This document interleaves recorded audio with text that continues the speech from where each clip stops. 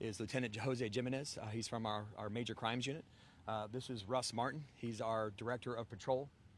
To my left shoulder here, is Kevin Cronin, our chief of patrol. To his right, or his left, I apologize, is our director of criminal investigations unit, which is Skip Cole. And then last but not least, on the far end down there is our region commander, which is Bobby Dean. At approximately 4:26 p.m. this afternoon, the St. Johns County Sheriff's Office received a shot of multiple shots fired. There was an argument going on. There was physical contact going on at the end of the road you're standing on right now, which is Johns Island Parkway. It basically dead ends into a construction site where they're continuing to work on basically building a new road. They were all working together. They're known to each other through the construction business.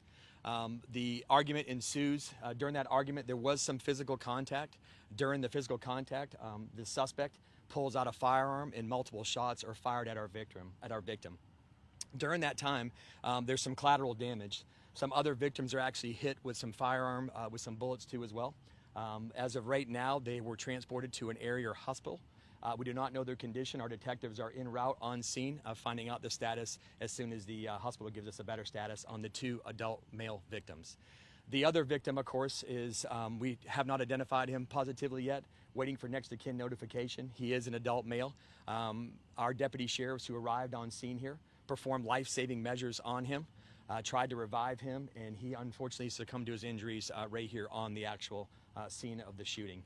At that time, there was multiple calls being made into our 911 center. So the people that are actually here on scene that knew our victim, that knew the suspect, started providing information, including tag numbers, description of the or description of the car, the suspect's name, the suspect's brother who was actually in the vehicle too as well.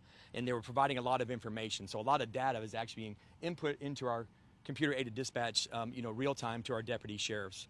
Including a tag. Our dispatch actually took a partial tag and found the actual tag that identified our suspect.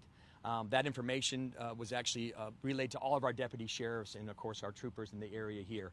The actual suspect vehicle was spotted getting on Interstate 95 from International Golf Parkway, heading southbound on Interstate 95. Again, that tag matched the tag that was given by our witnesses on the scene here, and then of course our investigative work by our dispatch center and our real-time intelligence center. Our deputy sheriffs immediately start setting up at all the egress-ingress on Interstate 95 southbound and northbound in case we had the direction wrong. And actually the vehicle was actually spotted getting off on Interstate 95 onto State Road 206. Our deputy, which was our agricultural deputy, which was Deputy Gentry, saw the vehicle coming up behind him on the off-ramp to 206. The suspect vehicle and the two individuals in the vehicle actually turned westbound onto State Road 206. Our Deputy Jerry Gentry, actually makes a traffic stop. A trooper actually backed us up on the traffic stop. He happened to be in the area looking out for our suspect vehicle as well. The vehicle pulls into the Love's truck stop, and our deputy sheriff does a successful traffic stop. The trooper actually pins the front of the vehicle in. We take both of our suspects, or I say the suspect that was driving the vehicle and the suspect's brother in the passenger seat, into custody with no further incidents. Those two individuals, which are adult males, were brought to the Criminal Investigation Division of the St. Johns County Sheriff's Office. They're being interviewed as we speak. And that's pretty much the gist of the facts we have for you right now. Can I have any questions? Yes, and again, just going to warn you, the questions are going to be very minimal. This is not a no comment. We're not doing that to you. We have a lot of information. I think that's a lot of information we gave you already. Again, but we got a lot of work to do throughout the nighttime. We have a lot of cooperating people still on scene that are working with the St. Johns County Sheriff's Office to make sure we have the facts. Please, yes, sir. And also, sir, by the way, Sheriff, thank you by the information you're giving us. I want to know this, for the victim and the suspect, were there workers on the construction site? Yeah, so actually the road you're standing on right now, which is Johns Island Parkway, I say it dead ends. It dead ends into, they're actually doing new construction, building a brand new road just like you're standing on. They were all in the vicinity working on this road to include piping and curbing and getting the road ready for asphalt. So yes, sir, they're all working in the immediate area here, general facility. And also the other two victims are also workers on the construction site as well, is that right? That's correct. The other two people that had the collateral damage from the gunshots were actually workers on the construction site as well, yes, sir. And as right now, we don't know what they're arguing over or about at that time?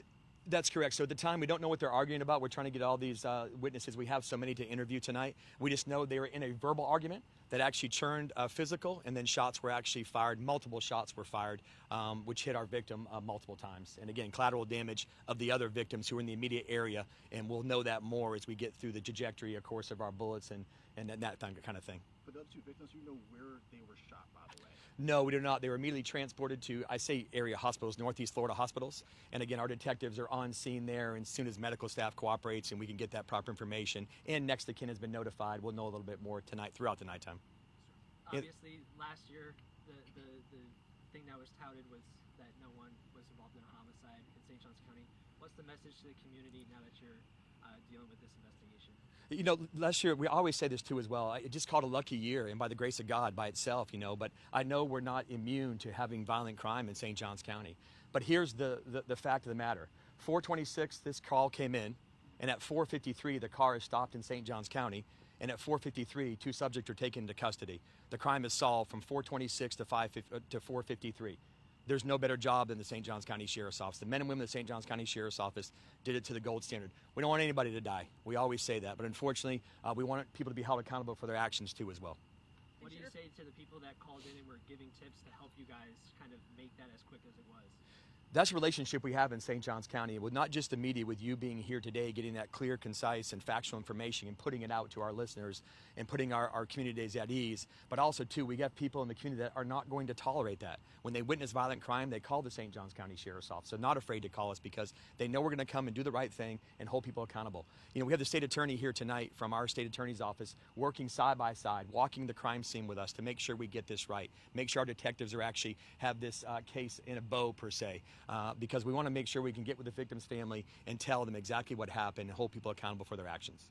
Yes, ma'am. Sheriff, you might have said it, the age of the victim and age of the suspect. No, ma'am, I did not. So this time we're still identifying. There's so many players and people involved here, and two, we're still waiting on next of kin notification on verification. So we'll release that in a follow-up press release, hopefully tonight once we get that all verified. But they're all adult males. Staff, anything else I missed I need to clarify, validate? Anybody else over here? Thank you very much. We'll put out a press release either tonight or early tomorrow morning. Thank you for being patient with us, but also, too, thank you for coming out here and respecting your course and asking the questions that you asked. Thank you. Have a great night. Thank you. Sure.